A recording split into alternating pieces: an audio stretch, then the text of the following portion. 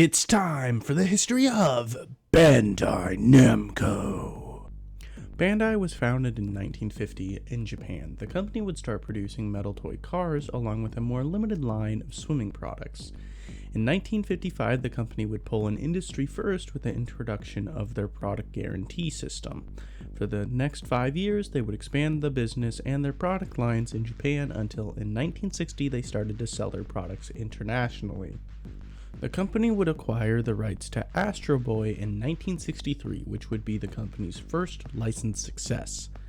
In 1967, Bandai would gain the license to Thunderbirds, which would help them gain more market share. In 1978, Bandai would release LSI Baseball, which would be the company's first successful outing in the electronic market. 2 years later, Bandai would release model kits based on the Gundam franchise, and these lit the market ablaze. Model kits became immensely popular during the 80s.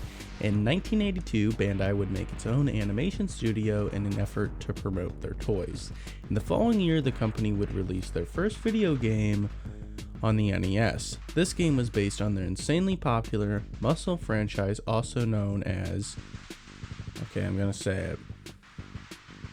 Kinnikuman. That was based on a manga of the same name. Bandai would also acquire the rights to the Godzilla franchise the same year, which we all know is immensely popular today. In 1987, Bandai would release their first animated feature, Royal Space Force: The Wings of Hamastai. Moving into the 90s, the rebranding of Super Sentai in the West to Power Rangers, along with the immensely popular Sailor Moon, propelled Bandai to new heights. In 1994, Bandai would purchase Sunrise Studios, the producer of the Gundam anime, which would give the company exclusive rights to the franchise. In the following year, in collaboration with Apple, Bandai would release the Pippen. The console would be a complete flop, to say the least. It went up against a saturated market and just couldn't compete. It didn't help that Apple left Bandai to be the main developer of the project, seeing as they had very limited experience when it came to electronics. The console saw no support from third parties, and the console costed more than anything on the market at the time. It was doomed from the get-go to fail. But can we talk about why the controller had a trackball? Bandai wouldn't let this failure hold them back. In '96, the pocket pet simulator Tamagotchi would release to worldwide success. In '97, the Digimon franchise would release to be a more masculine counterpart. While it stood on its own as a pet simulator, the franchise would also try to take on Pokemon to limited success. 2 years later, Bandai would give the game market another shot with the release of the WonderSwan, a device that was meant to battle Nintendo's handhelds. Fun fact, the device was designed by no other than the creator of the Game Boy himself, Gunpei Yokoi.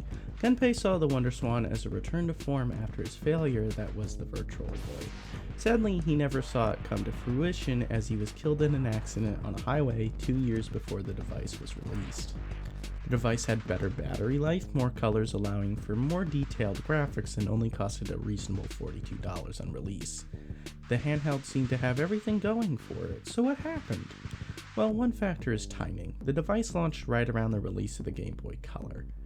It can be believed that since the handheld had no existing popular franchises, it had nothing to sell it, even though it was superior technology. And that concludes the history of Bandai. Hello everybody, if you enjoyed this video, please consider checking out part 2, all about the history of Namco and where Bandai Namco is today. If you want to suggest a video topic for me, leave it down in the comments below. I'll talk to you next time. Bye bye!